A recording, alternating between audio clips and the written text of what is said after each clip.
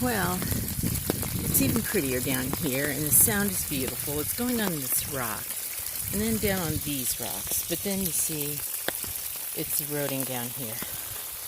And doesn't have a good plan for getting to the river without taking a whole lot of stuff with it, making a whole big mess. And I don't think what I brought along, this, is going to be helpful, because I don't think I can get it where I need it to be.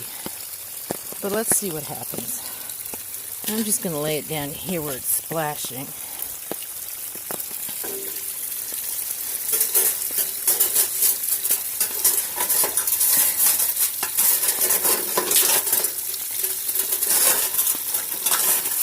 I think I need more hands.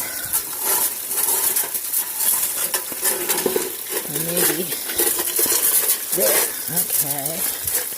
No, it's still going under.